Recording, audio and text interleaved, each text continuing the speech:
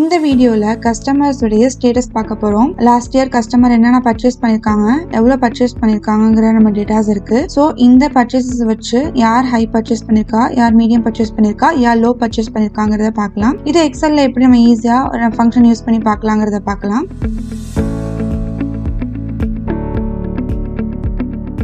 First நம்ம இந்த function use பண்றதுக்கு முன்னாடி நம்ம கண்டிஷனல் ஃபார்மேட்டிங் ஒன்று செட் பண்ணிக்கலாம். இந்த செல் ஃபுல்லா நம்ம செலக்ட் பண்ணிக்கிட்டு ஹோம் டேப்ல கண்டிஷனல் ஃபார்மேட்டிங் செலக்ட் பண்ணிக்கிறோம் அண்ட் ஹைலைட் செல் ரூல்ஸ்ல ஈக்குவல் டு கொடுத்துக்கிறோம். ஹை வந்துச்சு அப்படின்னா இதை கிரீன் கலர்ல காமி, நம்ம கிரீன் கலர் கொடுத்துருக்கோம். ஓகே கொடுத்துடுறோம். இதே மாதிரி மீடியம் அண்ட் லோக்கும் கொடுத்துக்கலாம்.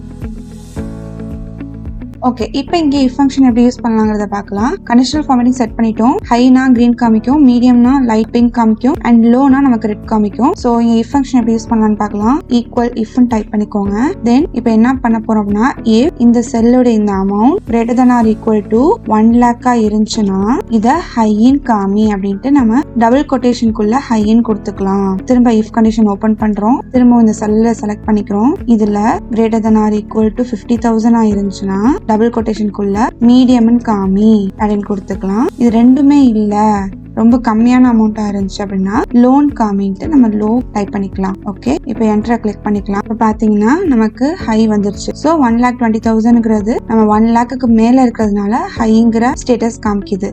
இதை அப்படியே எல்லா செல்லுக்கும் ட்ராக் பண்ணிக்கலாம். 1 lakh மேல உள்ள ஹையின் காமிக்குது அண்ட் 50,000க்கு மேல உள்ள செல் வந்து மீடியம் காமிக்குது அண்ட் 50,000 கீழே உள்ள செல் எல்லாமே லோன் காமிக்குது. ஸோ இந்த மாதிரி நிறைய யூஸ்ஃபுல்லான ஃபங்க்ஷன்ஸ் உங்களுக்கு வேணும் அப்படின்னா நம்ம பேஜை மறக்காம ஃபாலோ பண்ணிக்கோங்க அண்ட் இந்த வீடியோ மறக்காம சேவ் பண்ணிக்கிட்டு உங்க ஃப்ரெண்ட்ஸ் எல்லாருக்கும் ஷேர் பண்ணிடுங்க.